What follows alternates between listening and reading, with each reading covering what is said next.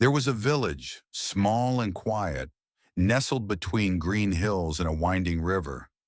The kind of place where time moved slowly, where neighbors knew each other by name, and where the sound of the wind through the trees was often louder than any human voice.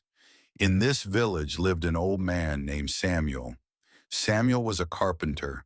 His hands were gnarled and weathered, his back slightly bent from years of labor, but his eyes were kind and his voice was soft. He worked slowly now, carefully, as if each piece of wood he touched deserved respect.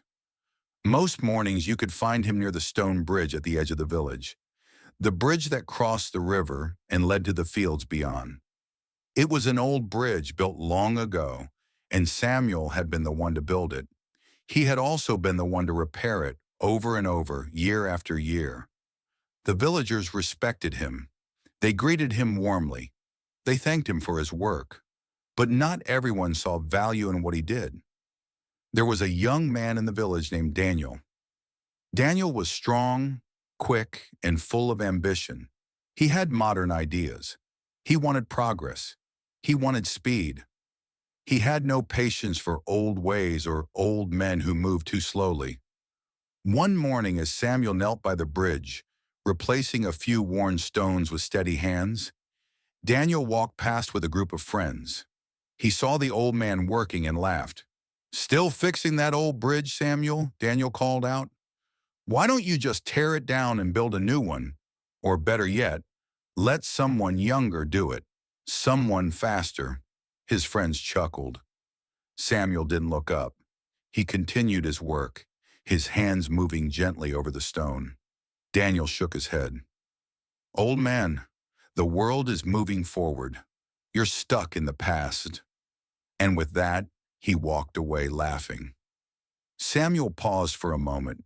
He looked at the bridge beneath his hands, the bridge he had built with his own strength, stone by stone, so many years ago. He didn't feel anger, just a quiet sadness, because he knew something Daniel did not yet understand. The days passed. Summer turned to autumn. The air grew cooler. The skies darkened more often. And then one evening, the storm came.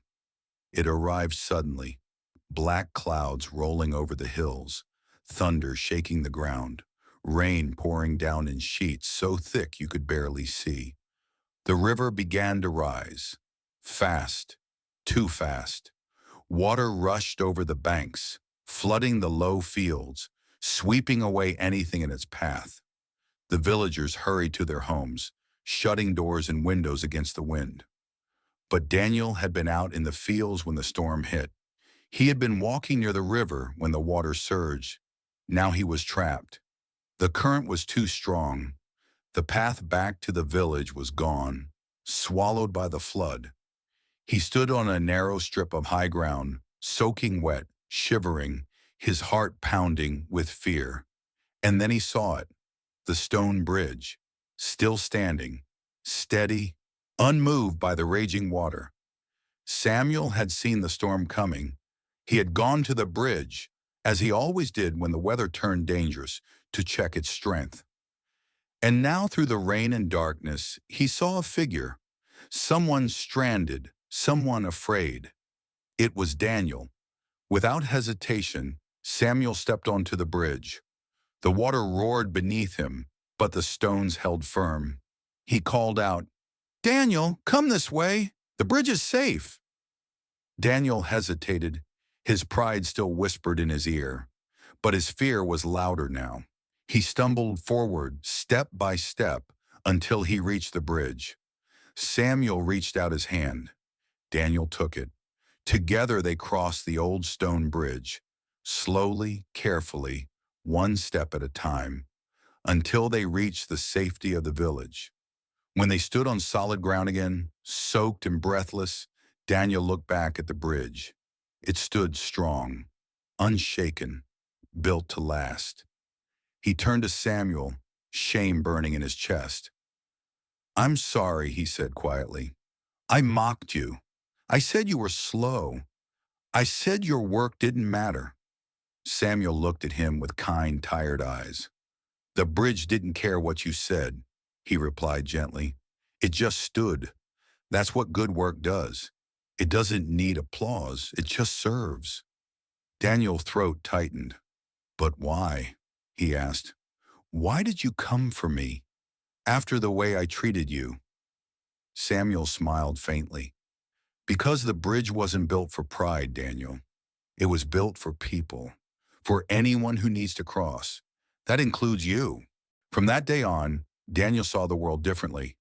He no longer rushed past the old carpenter with dismissive laughter. Instead, he stopped. He asked questions. He learned. He began to understand that patience was not weakness, that slow work could be strong work, that wisdom often moved quietly without needing to prove itself. And Samuel, he continued his work as he always had, repairing the bridge, tending to the wooden stone, moving slowly but with purpose, because he knew something the young often forget. The loudest voices are not always the wisest. The fastest hands are not always the steadiest. And the work that lasts is never built in haste. It is built with care, with patience, and with love. The lesson. In life, we are quick to judge those who move slowly. We dismiss the old ways. We chase speed and call it progress. But some things cannot be rushed. Trust takes time to build. Wisdom takes years to earn. And the bridges that carry us through life's storms are not built overnight. They are built stone by stone, by hands that understand the value of patience. Don't mock the slow worker. Don't dismiss the quiet builder. Because one day when the storm comes, you may need the very thing they spent a lifetime creating. And when you do, it will be there.